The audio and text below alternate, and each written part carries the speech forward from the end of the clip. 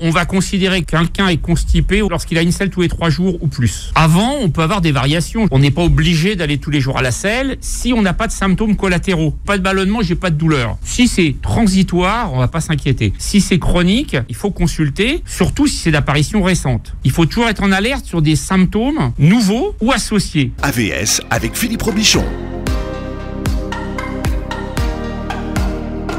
Bienvenue pour une nouvelle semaine santé sur Beurre FM. Ravi de vous accueillir et très content de retrouver ce matin le docteur William Bérébi. Bonjour docteur. Bonjour Philippe.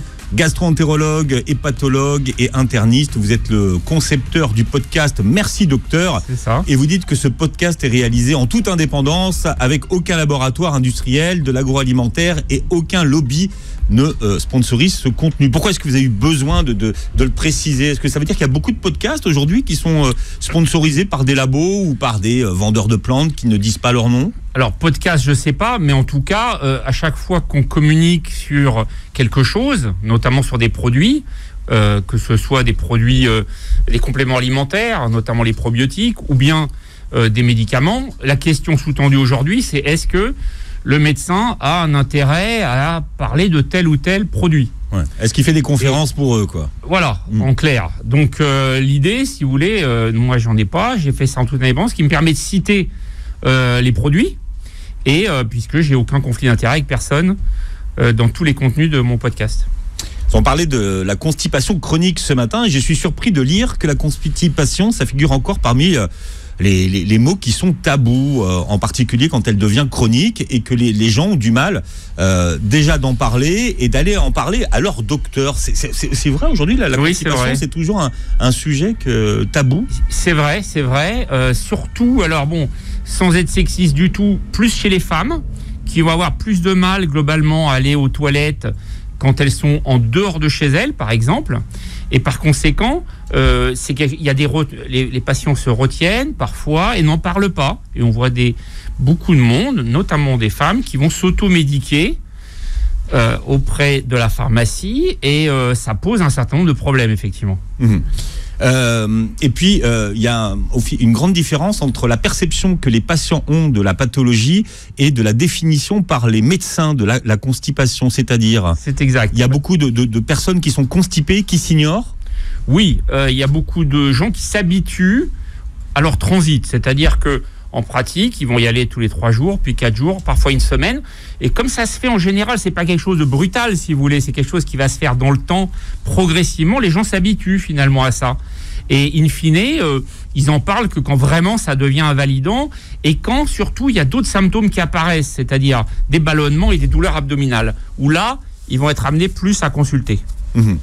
Et donc, ce qui fait qu'aujourd'hui, beaucoup de personnes qui sont constipées sont mal soignées, puisque vous l'avez dit, parce qu'elles s'automédiquent, avec notamment un usage inapproprié, voilà, des laxatifs dont on parlera tout à l'heure, docteur Bérébi. Beaucoup. Alors, pour donner quelques chiffres, si vous voulez, en 2 secondes, c'est 15% de la population, et c'est 35% après 60 ans de personnes constipées.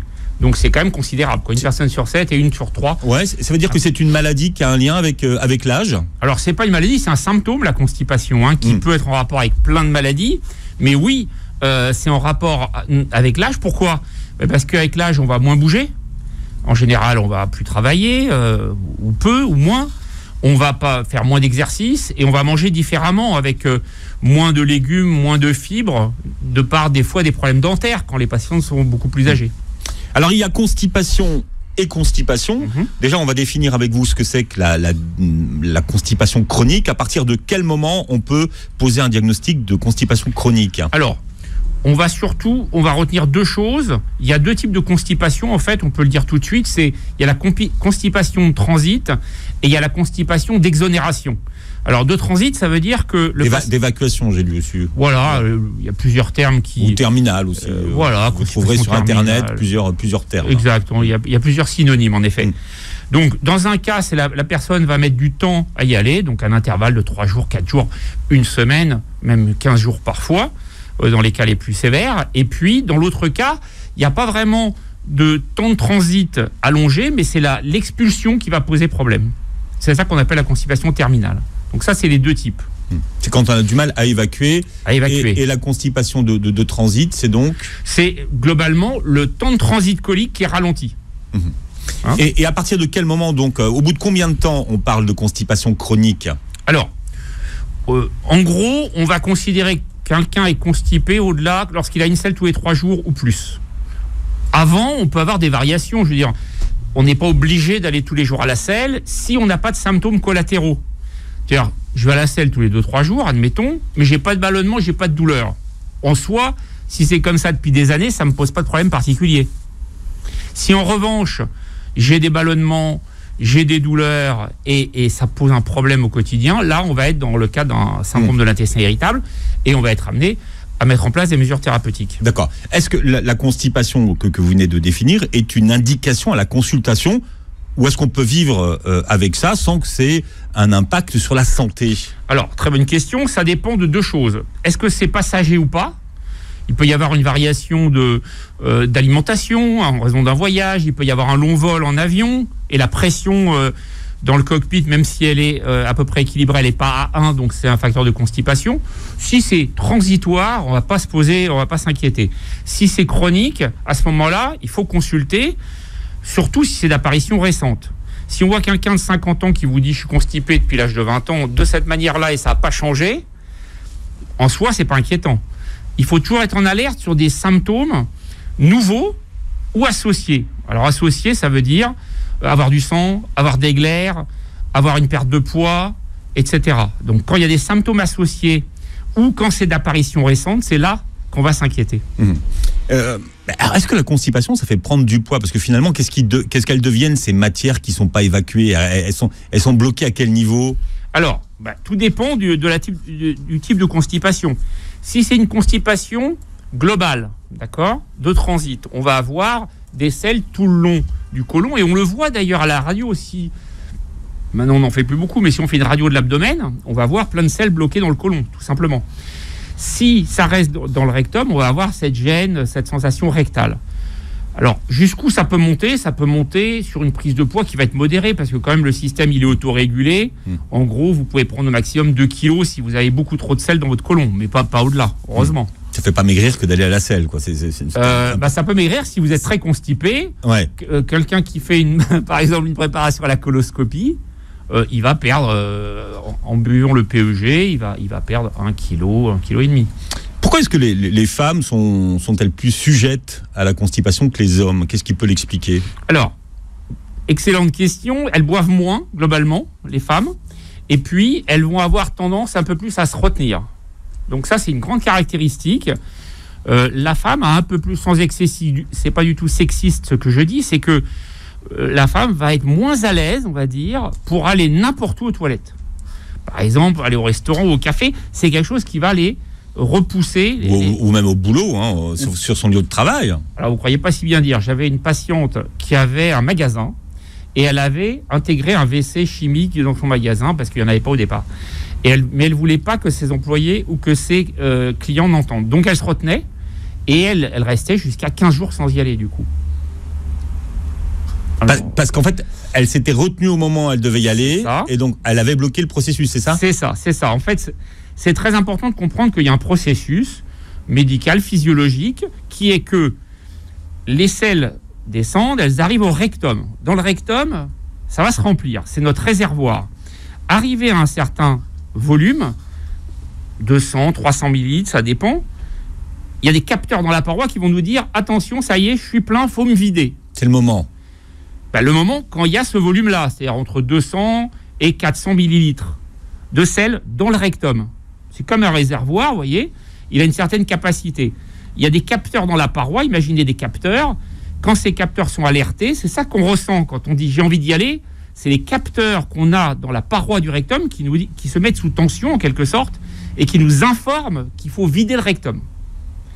Si à ce moment-là, quand il demande à être vidé, on ne le fait pas, on va dérégler le système et ça va aggraver la constipation. Est-ce que vous êtes en train de nous dire là ce matin que c'est mauvais de se retenir et que si c'est pas le moment, il faut quand même y aller parce que c'est une indication. C'est exactement ça. C'est très mauvais de se retenir puisque ça va dérégler tout le processus physiologique, donc naturel. Donc c'est antinaturel de se retenir et donc c'est ça qui va parfois aboutir à la constipation chronique pour le coup. Ça, on l'apprend pas aux enfants en fait. Non. C'est quelque chose qu'on n'apprend pas, on nous dit pas, vas-y au moment, quoi. Non, vous avez raison. Il y a l'apprentissage de la propreté, ça c'est une chose, mais après, il n'y a pas vraiment de message sur le fait d'y aller. D'ailleurs, moi je vois régulièrement en consultation des enfants qui ont des problèmes de constipation et qui se retiennent parce qu'ils ne veulent pas y aller à l'école. Et des fois, je fais des papiers des certificats pour que la maîtresse accepte qu'il aille aux toilettes. Ah oui, pendant les cours. Pendant le cours. On parlera de la constipation des enfants tout à l'heure. Donc là, vous dites que finalement, les femmes, elles ont plus de problèmes de constipation parce qu'elles se retiendraient plus que les hommes. Est-ce qu'il y a des questions hormonales ou physiologiques qui l'expliqueraient également ou pas du tout? Alors, il y a aussi la configuration anatomique. Je vous ferai pas l'injure de vous dire qu'il y a une différence entre les deux. Et donc, la configuration anatomique, notamment de l'appareil utérin, de l'utérus, va modifier un petit peu les choses anatomiquement et rendre l'expulsion des selles un peu plus compliquée chez la femme. Mais sinon, il n'y a pas d'autre explication. Elles boivent moins. Ouais. Et puis. Moins, c'est moins d'eau, en fait. Voilà. Et hormonalement, il peut y avoir des modifications, notamment au moment, au moment des règles. Mais globalement, c'est plus un rapport à la boisson et un rapport à la selle elle-même qui va faire que les femmes sont plus concernées. Alors, c'est plus inquiétant chez les personnes âgées. Comment on l'explique chez les personnes âgées? Est-ce que c'est parce qu'elles ont changé la façon de s'alimenter? Alors, déjà, la personne âgée, la première chose qu'il faut avoir à l'esprit, c'est qu'elle peut avoir des pathologies qu'on n'a pas quand on est jeune. Quelqu'un qui a 20 ans, il a un risque quasiment nul d'avoir un cancer du côlon. À 50 ans, ce risque, même avant, 40, 45 ans, ce risque augmente. Donc, si vous avez une personne de 60 ans qui est constipée, a fortiori, si c'est récent, ça n'a pas du tout la même signification, si vous voulez. Et ni même le même degré d'inquiétude à générer que si c'est un sujet jeune. Ça, c'est la première chose. Et puis, globalement, les personnes âgées boivent moins, parce qu'on a des capteurs de la soif qui s'altèrent avec le temps, et donc les personnes plus âgées ont moins cette sensation d'avoir envie de boire, et puis elles mangent moins de fibres, notamment pour des problèmes dentaires très souvent. Est-ce qu'il existe un lien aujourd'hui entre une autre pathologie qui est le diabète et la constipation? Oui, tout à fait. Le diabète, si vous voulez, quand quelqu'un a un diabète, notamment quand il est un petit peu évolué, il y a ce qu'on appelle une neuropathie végétative. Ça veut dire en clair que les nerfs du tube digestif vont un peu se paralyser en quelque sorte, et donc il y a moins de contraction. Et donc, la constipation, c'est un signe classique de diabète, en effet. D'accord. Et là, on parle des deux diabètes, type 1 et type 2. Alors, surtout le type 2. Le type 1, le diagnostic avec l'acidocétose va être fait très tôt dans la vie. Et donc, il y a un peu moins ça. Mais s'il est mal équilibré par l'insuline, etc., pendant longtemps, ça peut aboutir vers 40-50 ans à une neuropathie qu'on appelle neuropathie végétative. C'est le terme technique. Alors, en cas de constipation, quel spécialiste on consulte? C'est qui le spécialiste de la constipation? Alors, en première ligne, le patient peut consulter son médecin généraliste, bien entendu, mais après, ça va être le gastro-entérologue. Le gastro-entérologue, il va avoir comme fonction de déterminer si oui ou non il faut faire une coloscopie, puisque c'est ça la clé aussi. C'est-à-dire que quelqu'un de jeune qui a 20 ans qui vous dit « je suis constipé parce qu'il mange mal », bon, on va réguler son alimentation et puis ça va s'arrêter là. Quelqu'un qui a plus de 40 ans et qui a une constipation récente, eh bien à ce moment-là, c'est différent. Il faudra faire la coloscopie systématiquement pour rechercher notamment des polypes du côlon, voire plus. Donc il faut être très vigilant par rapport à ça. Donc c'est l'âge qui va nous déterminer ça en consultation de gastro-entérologie. Alors la coloscopie, c'est un examen qui peut être redouté. Est-ce que c'est un examen qui se fait forcément sous anesthésie ou est-ce qu'il y a aujourd'hui la possibilité de faire une coloscopie sans anesthésie? Alors, elle est faite avec anesthésie. Pourquoi? Parce que le côlon, si vous voulez, c'est pas quelque chose de droit. Il y a un cadre et donc il y a un certain nombre. Ça tourne. Ouais. Et il y a des fixations à l'enveloppe qui est le péritoine. Donc, quand on monte en coloscopie, on crée des tensions et ces tensions peuvent faire mal. Donc, c'est un examen qui, sans anesthésie, est douloureux. Et le but, c'est quand même de faire une médecine douce, de ne pas faire mal. Ouais. C'est quand même la moindre des choses en 2020. 2, qu'on puisse faire les choses dans les bonnes conditions pour le praticien aussi, parce que si vous avez un gros polype et qu'il faut l'enlever, il faut quand même le patient soit parfaitement immobile. Ça va de soi. Donc c'est pour ça qu'on fait les coloscopies sous anesthésie pour en raison de ces éléments-là. Ouais. Et il y a des alternatives à la coloscopie. Est-ce qu'il y a d'autres examens aujourd'hui qui remplacent la colo? Oui, alors on en fait de plus en plus. C'est la vidéocapsule colique, qui est la vidéocapsule colique. Ça veut dire que, j'aurais pu en amener une, c'est une petite caméra que l'on avale et qui va filmer tout l'intestin. Donc ça, c'est très élégant, c'est un progrès énorme. Et en cas de contre-indication à la coloscopie, en cas de difficulté technique à la coloscopie, c'est un examen, la vidéocapsule endoscopique, ça s'appelle, qui prend de plus en plus de place, en effet. Et on parle de la constipation chronique ce matin avec le docteur William Bérébi, gastro-entérologue, hépatologue et interniste. Vous avez une chaîne YouTube d'ailleurs, sur laquelle vous pouvez voir des vidéos de plusieurs durées. Docteur William Bérébi sur YouTube. Voilà, vous avez le podcast également. Beaucoup de podcasts consacrés à la star du moment, le microbiote. Donc, et c'est vrai qu'aujourd'hui, on le voit quand on parle du Covid, beaucoup de s'intéressent au terrain et au rôle du microbiote. Tout à fait. C'est quelque chose d'essentiel dans la médecine à venir. On a des applications pratiques d'ores et déjà, et puis ça va se développer de plus en plus dans les prochaines années.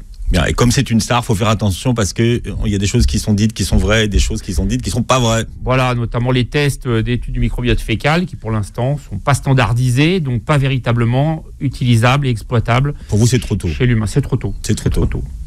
Il y a une échelle bien utile, c'est l'échelle de Bristol. C'est un gadget où on peut s'en servir pour ce qui concerne les selles, docteur Bérébi. Alors, c'est entre les deux, on va dire. Puisqu'à l'interrogatoire, c'est simple de savoir si quelqu'un est constipé ou a la diarrhée. Il n'y a pas besoin d'échelle et de les classer de 1 à 7. Bon, en gros, 1 à 2, c'est de la constipation. 3 à 4, c'est la selle idéale, si je puis dire. Et après, c'est la diarrhée. Bon, voilà, donc c'est une échelle qui peut être indicative. Non, ce qui est plus intéressant, c'est le score de Francis. Ça, c'est plus intéressant que l'échelle de Bristol, je trouve, en pratique. Alors, qu'est-ce que vous appelez le score de Francis? Alors, le score de Francis, c'est le score qui va permettre de quantifier l'amélioration d'un patient avec un traitement ou avec un régime. C'est-à-dire qu'on va coter de 0 à 100 un certain nombre de critères, la douleur, les ballonnements, le fait d'être satisfait de sa selle, etc. Et on va faire un score. Et ce score, il est intéressant. On le fait au départ et on le fait au suivi. Et ça va permettre de voir l'évolution et de voir si ce qu'on a mis en place d'une façon objective est efficace. Et là, on évalue la qualité de la vie des gens. Parce que la constipation, ça fait partie vraiment des maux qui embêtent les gens, qui ont un impact sur leur qualité de vie. Énorme. Alors, que ce soit la constipation isolée ou la constipation qui va s'inscrire dans le cadre d'un syndrome de l'intestin irritable, ça a un vrai impact. Alors bien évidemment, là on parle de la constipation fonctionnelle, puisque il ne faut pas oublier que quand quelqu'un est constipé, notamment s'il a plus de 40 ans, il faut rechercher des signes associés. Est-ce qu'il saigne? Est-ce qu'il a des glaires? Est-ce qu'il perd du poids, etc. Parce que la constipation peut aussi être le signe d'une pathologie plus grave. Alors quand vous parlez de glaires, vous parlez de quoi? Alors les glaires, c'est l'espèce de crachat en fait que le patient va émettre lorsqu'il va à la selle. Et ça peut être le signe de quelque chose d'évolué, d'une inflammation ou d'une tumeur du rectum, par exemple. Donc l'âge, ce qui va être discriminant, c'est l'âge, les antécédents dans la famille aussi, ça c'est à l'interrogatoire, on doit poser cette question, et puis les symptômes associés à la constipation. Parce qu'il y a un côté héréditaire dans cette pathologie. Dans le cancer du côlon, ouais. Dans le cancer du côlon, pas dans la constipation en tant que telle, mais dans le cancer du côlon. Donc, quelqu'un qui a 45 ans ou 40 ans et qui vous dit « Mon père est décédé d'un cancer du côlon », ça n'a pas la même portée que quelqu'un qui n'a aucun antécédent. Donc on intègre ça aussi dans l'algorithme, si vous voulez, qu'on va mettre en place. Alors j'ai lu une étude, je ne sais pas jusqu'à quel point elle est fiable, mais qui disait que le confinement avait eu un impact sur la constipation et que les gens avaient été plus constipés. Est-ce que quelque chose que vous avez constaté, docteur Bérébi? Oui, tout à fait, puisque il y a un impact immédiat, c'est la sédentarité. C'est-à-dire les gens, il y en a qui vont pas travailler, donc il y a plus le déplacement de prendre le transport, etc. pour aller au travail. Il y a le fait que on peut plus faire de sport dans les mêmes conditions. Les clubs de sport sont fermés, je vous apprends rien. Donc tout ça fait que plus peut-être même probablement des modifications alimentaires, puisqu'il y a un impact psychologique de cette pandémie quand même. Donc les gens, il y a plein de difficultés professionnelles, etc. Donc ils vont se rabattre vers des sucres, les gâteaux, les bonbons aussi, et ça aide pas au transit non plus. Donc tout ça fait que oui, il y a plus de constipation en effet en ce moment à cause de cette pandémie. Alors, il y a une idée reçue qui consiste à dire que s'il y a diarrhée, c'est qu'il n'y a pas de constipation. Est-ce qu'on peut avoir une alternance de diarrhée et de constipation ou c'est pas possible? C'est parfaitement possible. Donc ça, c'est un piège classique en médecine. Ça veut dire que vous avez deux situations. Soit vous avez la fausse diarrhée du constipé. On appelle ça la fausse diarrhée du constipé. Ça veut dire quoi? Ça veut dire que le patient n'arrive pas à aller à la selle. Les selles vont rester bloquées un certain nombre de jours. Mais au bout d'un moment, vous imaginez bien que l'eau qu'il y a dans les selles, elle ne peut pas rester là éternellement. Donc elle va devoir sortir. Et elle va sortir sous forme d'eau. Donc le patient dit « Oh, j'ai la diarrhée ». Et en fait, quand on l'interroge bien, on se rend compte qu'avant, il était resté 3 ou 4 jours sans y aller. Donc ça, c'est la fausse diarrhée du constipé. Et on voit de temps en temps des patients qui ont pris des médicaments contre la diarrhée, donc type l'opéramide, ralentisseur du transit, alors qu'en fait, ils sont constipés. Donc ça les a aggravés. Ça, c'est une première situation. La deuxième, c'est le syndrome de l'intestin irritable, le fameux. Il peut y avoir des formes diarrhée, des formes constipées et des formes avec alternance diarrhée-constipation. Mais là, il faut poser le diagnostic du syndrome de l'intestin irritable. Exact. Qui n'a rien à voir avec la constipation. C'est encore autre chose. La constipation, il y a deux situations. Elle peut être passagère et isolée, donc hors syndrome de l'intestin irritable. Mais si elle s'associe à des douleurs et des ballonnements, là, on n'est plus dans une constipation isolée, mais on est dans un syndrome de l'intestin irritable qu'on appelle C comme constipation. Docteur Bérébi, il y a ce que vous appelez la maladie des laxatifs. Alors, qu'est-ce que c'est comme maladie? Alors, la maladie des laxatifs, ça va consister à ce qu'un patient prenne des produits qui vont être efficaces au début. Donc, ça va être souvent des plantes. Il y a deux catégories, il y a les plantes et les anthraquinones. Les anthraquinones, c'est des substances chimiques. Les plantes, c'est des choses, c'est des plantes. Donc, séné, bourdaine, cascara, rhubarbe. Alors, on a le temps, parce que séné, séné. prescrite depuis la nuit des temps, d'ailleurs. Depuis la nuit des temps. Toutes, elles sont très prescrites. Mais surtout le séné, bourdaine, cascara, c'est une plante également. Et puis la rhubarbe, qu'on mange avec plaisir dans une tarte, mais quand vous la prenez... Ou en tisane. Ouais. Voilà. Bon. Alors, en petite quantité, ça pose pas de problème. Mais quand c'est pris en grande quantité et a fortiori, parfois en gélule, etc., à ce moment-là, ça va avoir un effet très particulier. C'est-à-dire que le patient, il va être mieux dans un premier temps. Il va se sentir soulagé, il va aller à la selle. Mais progressivement, s'il le prend longtemps, s'il le prend quelques jours, ça ne posera pas de problème. Mais s'il le prend souvent, et ça, c'est votre question de tout à l'heure, c'est-à-dire que globalement, les femmes ont un peu plus de réticence à consulter pour ça, pour la constipation. Il y a une petite inhibition. Et donc, elles vont s'automédiquer. Elles vont prendre des plantes en se disant les plantes, c'est naturel. Et en fait, elles vont les prendre longtemps et elles vont paralyser progressivement leur côlon. C'est-à-dire qu'avec le temps, elles vont devoir prendre de plus en plus de plantes et ça va abîmer en fait leur côlon. Ça désactive les mécanismes de péristaltisme, c'est ça? C'est ça. Ouais. C'est-à-dire que les produits, ça ou les produits chimiques, vont rentrer dans les cellules du côlon, ce qu'on appelle les colonocytes, et vont les paralyser en quelque sorte.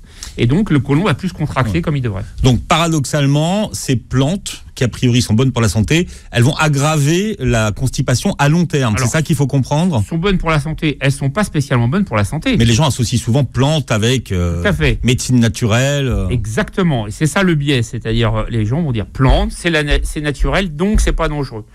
Regardez la digitaline, qui vient de la digitale, c'est une plante, et pourtant, on donnait ça pour les problèmes cardiaques, et il y a eu plein d'accidents. Donc, il y a des accidents avec les reins, avec le foie, etc. Donc les plantes, c'est pas parce que c'est une plante que c'est sans danger.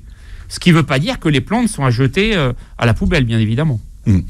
Donc là, on rappelle celles qu'il faut donc consommer avec parcimonie et bon escient. Donc séné, bourdaine, cascara, rhubarbe. D'accord. Et ce que vous avez dit, c'est que c'était valable pour quelques jours, mais pas au-delà. Exact. Qu'est-ce que vous appelez quelques jours? Quelques jours, une semaine maximum. Il y a des laxatifs par voie rectale, donc qu'est-ce qu'il faut en penser? Alors, ça c'est intéressant dans les constipations dites terminales ou d'exonération. C'est-à-dire que le patient, globalement, le transit se fait plutôt bien, mais pour l'expulsion, il a un problème.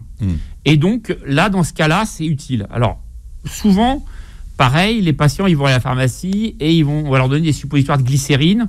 Bon, c'est pas ce qu'il y a de mieux. En fait, il y a d'autres suppositoires qui existent qui sont à dégagement gazeux. Et l'air qu'ils vont dégager va aider à l'expulsion des selles. Et on utilise plutôt, nous, en pratique, cela. Ce qui veut dire que tous les laxatifs, aujourd'hui, n'ont pas le même mode d'action? Du tout. Vous avez donc la constipation de transit, qui est globale, on va dire. Donc là, le but, ça va être d'améliorer, mais vous allez sans doute y revenir tout à l'heure, sur l'alimentation. j'imagine. On parlera des méthodes tout à l'heure, oui. Voilà, donc dans ce cas-là, le but, c'est d'améliorer le passage des selles dans le côlon. Et puis, dans le cas où c'est la constipation terminale, à ce moment-là, le but, c'est l'expulsion. Ce sont deux mécanismes différents. Il y a ce qu'on appelle les laxatifs osmotiques. Alors, en quoi ça consiste? Alors, les laxatifs osmotiques, on les utilise plus beaucoup. C'est ce qu'on appelle le lactulose. Lui, il va pomper, quand vous le prenez, il va pomper l'eau et faire venir de l'eau qui est à l'extérieur du côlon, en quelque sorte. Donc, la particularité, c'est que ça va être beaucoup fermenté dans le côlon et ça va dégager beaucoup de gaz. Donc, en général, avec les laxatifs osmotiques, les patients sont très ballonnés, ce qui fait que je les utilise jamais. Bien, c'était pour réhydrater les selles. Vous avez d'autres catégories, hein. Vous avez les laxatifs lubrifiants, par exemple. Ouais. Alors, comment ça fonctionne? Alors, les lubrifiants, ça va huiler, en fait, votre tube digestif. Donc, ça va créer un petit film lisse sur la paroi et aider à glisser, en quelque sorte. Alors, ça peut être utile, mais sur des périodes plutôt courtes, parce que si vous le prenez longtemps, et notamment chez les personnes âgées, l'huile, puisque c'est de l'huile en quelque sorte, paraffine, etc., elle peut repasser dans les bronches dans la nuit, notamment si le patient n'a pas bien digéré, que c'est resté dans l'estomac. Donc ça peut donner des pneumopathies huileuses.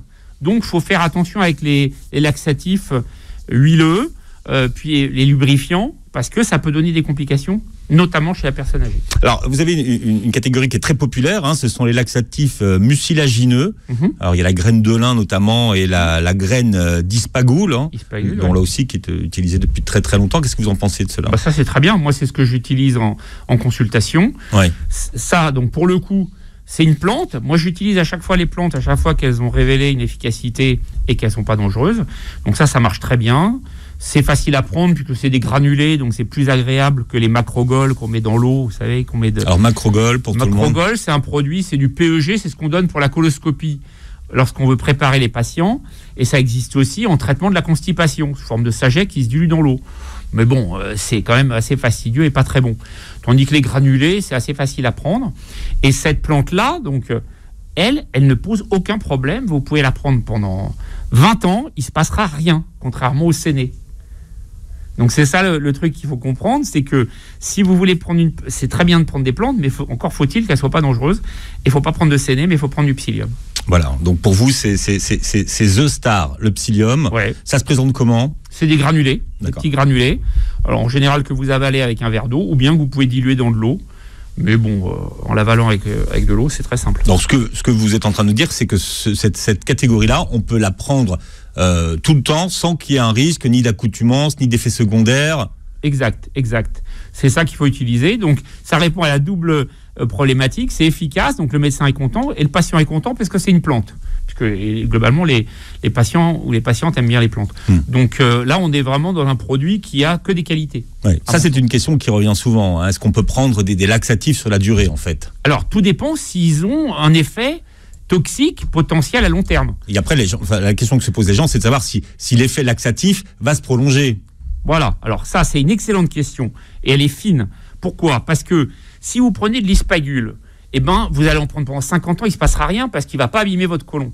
Si vous prenez du séné, oui, il y a une accoutumance puisqu'il va rentrer dans les cellules et il va paralyser votre côlon. Donc au début, le patient en prend une, il dit super, je vais à la selle, mais au bout d'un mois, il faudra en prendre 2, puis 3, puis 10. Moi, j'ai vu une patiente qui avait un magasin, elle ne voulait pas, je vous raconte une petite anecdote, elle voulait si pas... vous ne donnez pas le nom de la patiente, à mon avis, on devrait pouvoir s'en sortir. Totalement anonyme.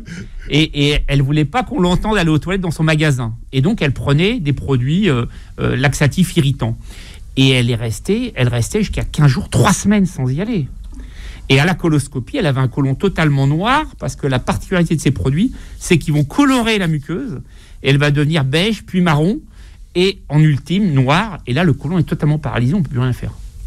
Alors, c'est des cas extrêmes, évidemment. Bien. Alors, il y a une autre star aujourd'hui chez des magasins naturels, c'est la graine de chia. Est-ce que la graine de chia, comme on le dit, a un effet sur la constipation? Alors, tout ce qui est graine, si vous voulez, globalement, ça va être utile. Donc, ça peut être la graine de chia, ça peut être la graine de lin, ça peut être des produits céréaliers complets. Tout ça, ça va apporter des fibres, d'accord, notamment insolubles, et ça va aider au transit. Donc, pas de problème avec ça. Et des problèmes d'accoutumance ou de... Non, Non. Non. La graine de chia est bonne. Ouais. De chia, graine de lin, j'ai pas de souci avec ça. C'est qu'avant, c'était simple, la constipation. Vous preniez des pruneaux d'Agen, une cuillère d'huile d'olive et c'était réglé.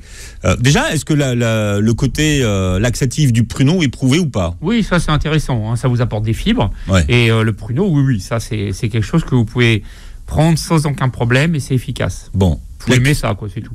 La cuillère d'huile d'olive du bled qui vous déboucherait un siphon. Bon, ça fait pas de mal, c'est pas dangereux pour la santé, mais il n'y a pas d'études scientifiques qui ont validé le fait que c'était efficace. Voilà, on va répondre comme ça.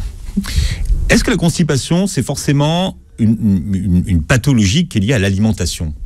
Alors, non, pas que. Tout dépend si elle est fonctionnelle ou organique. Donc ça, c'est très important. La première question qu'on va se poser, et ça va être par rapport à l'âge, par rapport à la survenue d'autres symptômes, type saignement, etc. Eh bien, dans un cas, on va être sur l'organique, c'est-à-dire on va chercher une cause. Et cette cause principale, ce qu'on va chercher, c'est un polype, voire un cancer du côlon. Ça, c'est une première catégorie. Et puis la deuxième situation, c'est la constipation qu'on appelle fonctionnelle, qui, elle, est liée très souvent à l'alimentation ou au fait de se retenir, ou les deux. Est-ce qu'il peut y avoir une constipation qui soit liée à la position, à une mauvaise position pour déféquer? Alors, oui, la position en fait qu'on a classique est pas la meilleure puisque en fait ça ferme un petit peu le rectum et moi je conseille parfois aux patients de se mettre debout avec un angle de 30 degrés et le fait de se mettre debout va ouvrir l'angle et va permettre aux selles de sortir plus facilement. Donc oui, ça peut être utile de bouger pendant la selle en se levant et en se rasseyant sur la cuvette. La position qui est adoptée avec les toilettes à la turque, quoi. Tout à fait. Tout à fait. D'une certaine façon.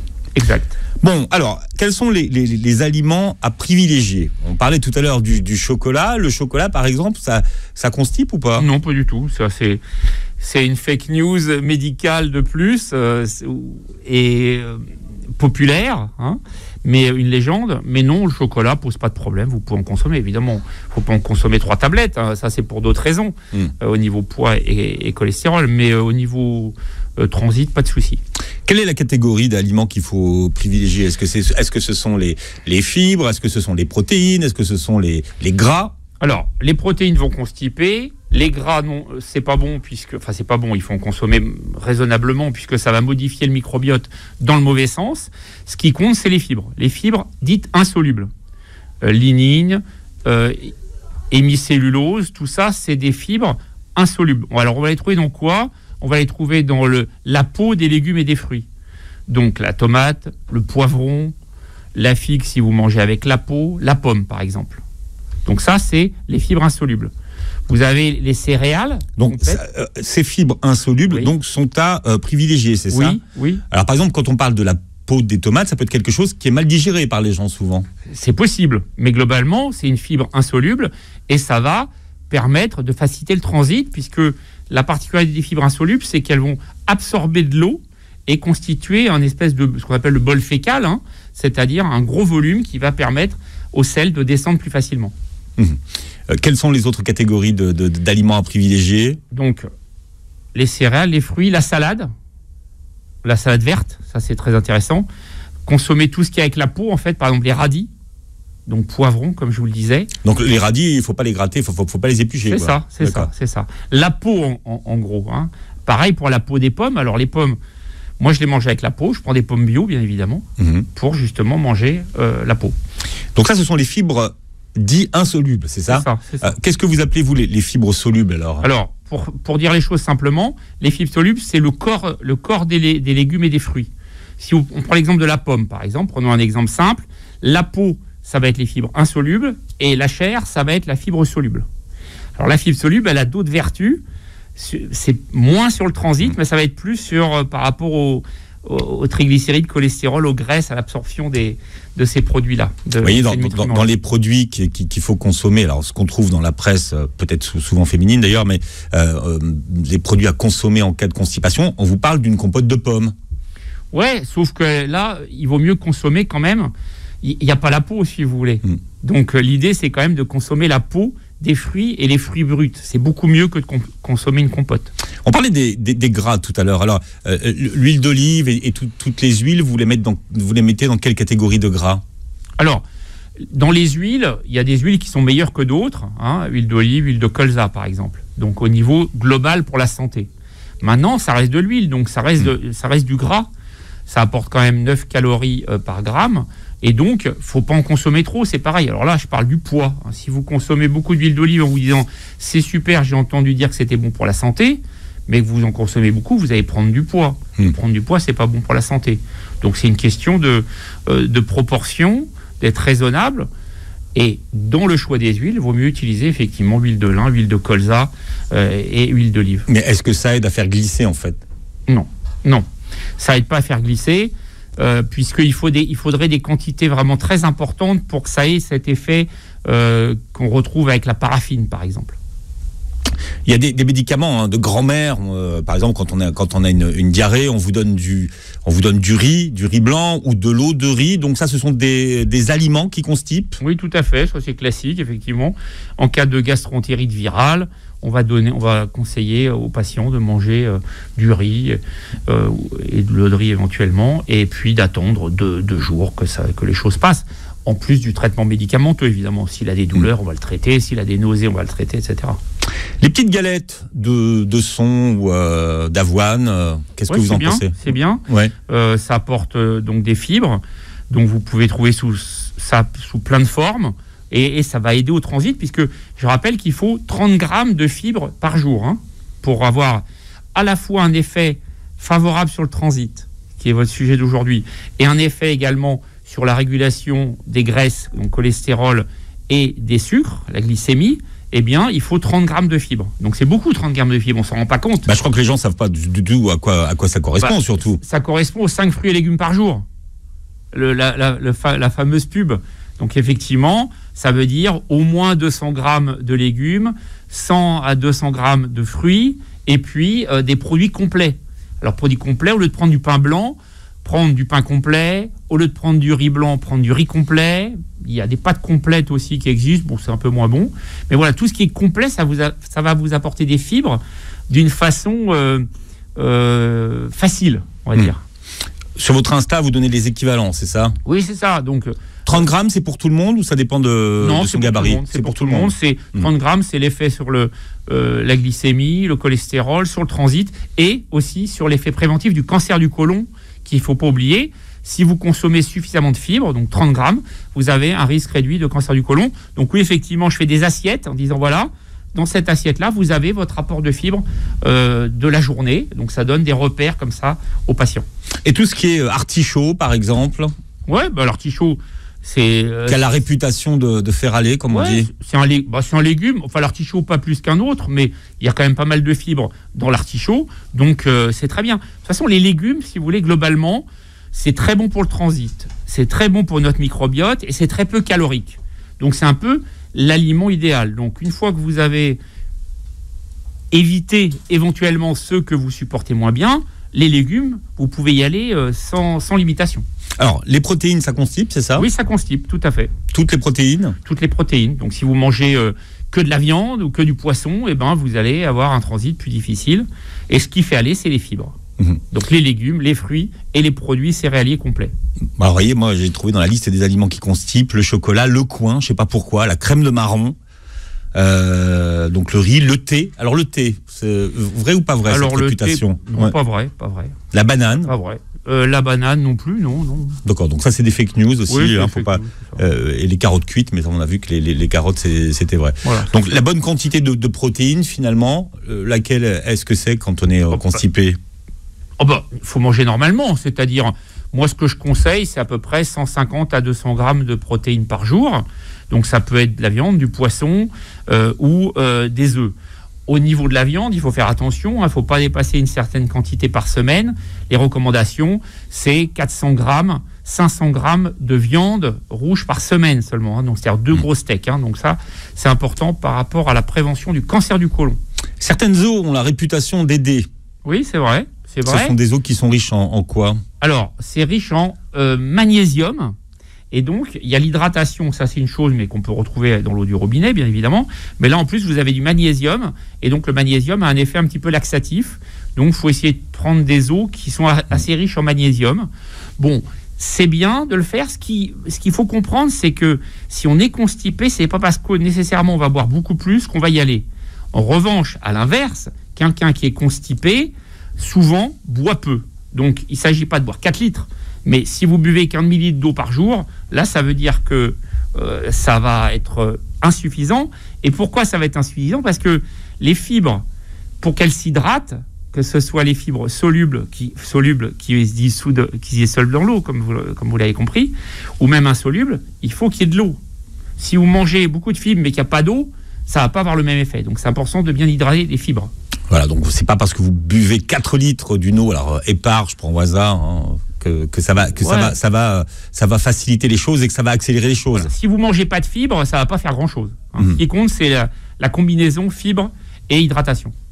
La constipation du voyageur, alors on parle toujours de la tourista du voyageur, mais on parle rarement de la constipation du voyageur. Elle est quoi ? C'est dans la tête, cette constipation ? Non, c'est très fréquent en fait. C'est très fréquent. Alors il y a 2 explications principales. La première, c'est que il va y avoir le vol en avion. Alors que si c'est un vol court, il ne va pas y avoir d'incidence. En revanche, si vous avez un long courrier ou un moyen courrier, vous restez longtemps dans l'habitacle. Et qu'est-ce qui se passe dans l'habitacle ? Vous avez une pression qui n'est pas un bar. Ici, on a un bar. Dans un avion, on va avoir plus. Même si c'est pressurisé, évidemment, il y a un peu plus. D'ailleurs, c'est une maladie professionnelle. Je vous apprends ça chez les personnels de bord. Quelqu'un qui a un problème de ballonnement et d'intestin irritable et de ballonnement en avion, ça peut être pris en maladie professionnelle de par le fait qu'ils sont beaucoup dans une pression au-dessus d'un bar dans les avions. Ce qui explique, en cas de long courrier, une constipation pendant le voyage. C'est ça, vous faites rentrer de l'air, donc vous bloquez un petit peu, vous distendez votre côlon. Et puis parallèlement à ça, évidemment, souvent il y a un changement d'alimentation. Quand vous changez de pays, et vous faites un long courrier, vous allez manger différemment. Donc ces 2 facteurs-là font que... Puis peut-être un peu de stress aussi. Quand il y a un vol long, ça peut aussi jouer un rôle. Quel usage faites-vous des probiotiques en cas de constipation ? Est-ce qu'ils sont utiles, Dr Berby ? Oui, les probiotiques sont très utiles, que ce soit dans la constipation isolée et a fortiori dans le syndrome de l'intestin irritable. Je rappelle que c'est cette pathologie qui évolue depuis plusieurs mois, associant douleur, ballonnement et troubles du transit, et donc notamment la constipation. Et donc les probiotiques, oui, ils vont rééquilibrer la flore, donc qu'on appelle le microbiote intestinal, le fameux, et donc aider effectivement à régulariser le transit des patients. Donc c'est effectivement des produits que j'utilise beaucoup. Alors c'est quelle famille de probiotiques que vous utilisez pour la constipation ? Alors, c'est pas des familles. Les probiotiques, par définition, c'est des bactéries vivantes. Alors quelles bactéries vous utilisez ? Alors je donne jamais à l'antenne de nom de souche, parce que c'est une forme de pub, mais c'est des probiotiques. Il y en a plein, il y en a 5 validés, par exemple, dans l'intestin irritable. Donc, il faut bien se renseigner. Et puis... parce que tous les probiotiques ne se valent pas. C'est aussi un message à faire passer. Voilà. Il y en a des dizaines, voire des centaines, en fait. Et comme c'est un énorme, il faut dire les choses, c'est un énorme marché, eh bien, évidemment, ça attise des convoitises. Globalement, les labos, si vous voulez, ils n'ont pas fait d'études sur les probiotiques parce qu'ils ont considéré que ça allait être très long et pas rentable, et ils ont sorti les probiotiques avec ce qu'on appelle des allégations, c'est-à-dire, voilà, je sors un probiotique et je dis que c'est bon pour votre transit ou pour autre chose. Mais en fait, il n'y a pas d'études, si vous voulez, qui le prouvent. Donc nous, on sait par des études scientifiques lesquelles sont utiles, d'accord ? Mais il ne faut pas prendre n'importe lequel, effectivement. Il faut prendre conseil auprès d'un médecin qui connaît un petit peu le sujet et qui vous donnera les souches efficaces. Utile pour la constipation. Exact. Et là, on les prend combien de temps à peu près ? Sur quelle durée ? Alors, en général, c'est 1 mois ou 2 tous les 3 mois que je les prescris. Docteur William Bérébi, donc on peut se connecter et s'abonner à votre chaîne YouTube qui s'appelle comment, docteur ? Docteur William Bérébi, tout simplement. Voilà, vous avez les podcasts également avec beaucoup, il doit y avoir 20, 21 numéros d'ailleurs aujourd'hui. 20, le 21e est en cours. Merci docteur, c'est le nom du podcast sur toutes les plateformes de streaming. Ça devrait être remboursé par la sécurité sociale, moi je vous le dis docteur. Merci en tout cas d'avoir été avec nous. Vous réécoutez l'émission en podcast sur beurrefm.net et puis vous regardez l'émission sur la chaîne YouTube. Très belle journée santé sur Beurre FM.